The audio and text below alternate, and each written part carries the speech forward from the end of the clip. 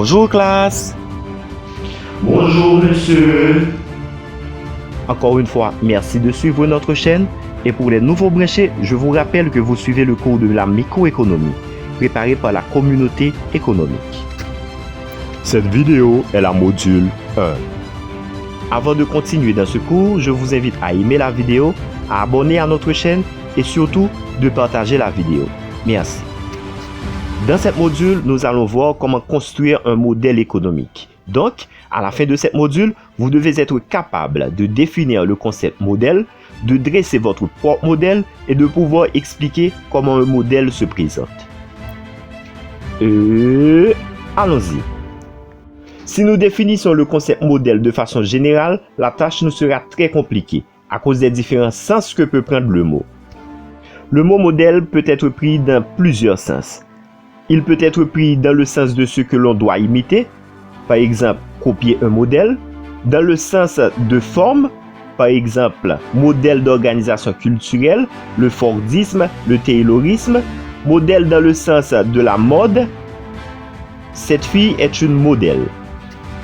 Ça va? Avez-vous une idée? Avez-vous compris?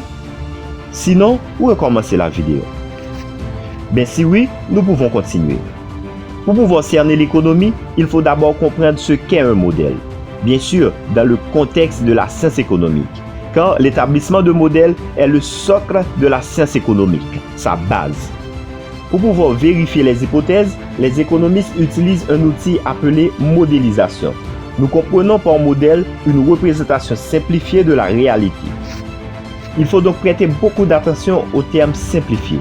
Pour mieux comprendre, je vais vous faire une illustration. Imaginez-vous en train de visiter le Ghana ou la Belgique. Vous demandez une carte à votre taxi, ce dernier vous donne une carte de la même taille que le Ghana ou la Belgique. Que pourriez-vous faire avec cette carte? Elle ne servira à rien. Bravo classe! Voyez-vous comment cette carte vous serait inutile? Alors, autant serait inutile un modèle économique qui essaierait de décrire tous les aspects de la réalité. Maintenant, essayons ensemble d'établir un modèle en exemple. L'exemple particulier que nous voulons considérer est le marché des hôtels de pays à forte demande en tourisme. Dans ce pays, nous allons constater qu'il y a deux sortes d'hôtels. Ceux qui sont dans les villes à forte attraction touristique et ceux qui sont dans les villes avoisinantes des villes touristiques. Les touristes préfèrent les hôtels qui sont dans les villes touristiques que ceux qui sont dans les villes avoisinantes, car l'accès aux lieux touristiques est plus facile. Nous supposons que chaque ville constitue un cercle et que dans les villes attractives se trouvent les hôtels les plus demandés. Ces villes sont encerclées en rouge. Nous n'examinerons que les hôtels qui se trouvent à l'intérieur des cercles contenant les lieux touristiques. Les autres hôtels sont remplis par des personnes n'ayant pas trouvé de chambre d'hôtel dans les villes touristiques. Merci Wendali. Asseyez-vous. Un économiste établira dans ce modèle une distinction entre les prix des deux catégories d'hôtels, en disant que les prix des hôtels extérieurs à la ville touristique est une variable exogène. Cela veut dire que les prix des hôtels les plus éloignés est considéré comme déterminé par des facteurs qui ne sont pas étudiés dans le modèle, alors que le prix des hôtels se trouvant dans la zone touristique est déterminé par les facteurs décrits dans le modèle.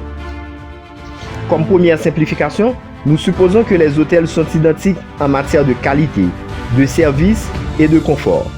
La seule variation que nous allons considérer est le prix. On peut ainsi parler des prix sans se soucier si les hôtels ont un coffre-fort, un réfrigérateur, un téléphone, etc. Mais qu'est-ce qui détermine ce prix?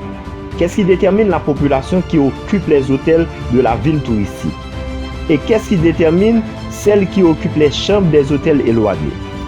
C'est à toutes ces questions que nous voulons que notre modèle réponde. Quels sont les différents types de modèles en économie? Il faut vous rappeler qu'un modèle économique est une description simplifiée de la réalité, servant à tester des hypothèses concernant les comportements des ménages. Il existe deux grandes catégories de modèles en économie. 1. Le modèle théorique. 2. Le modèle empirique.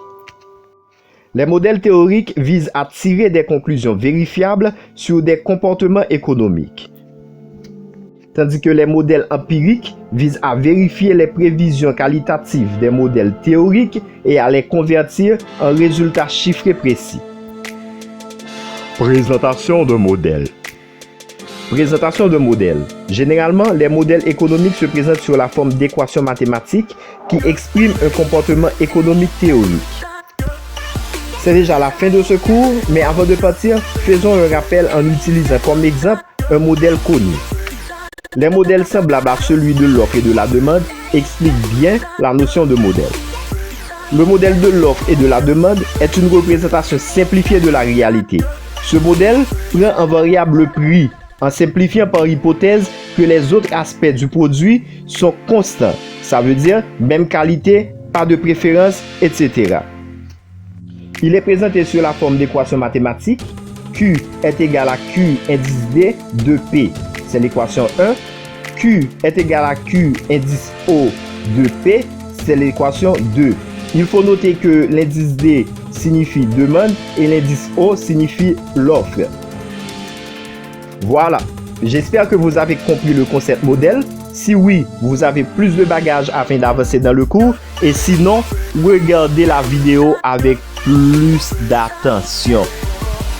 Dans la prochaine vidéo, nous allons voir 1. Optimisation et équilibre. 2.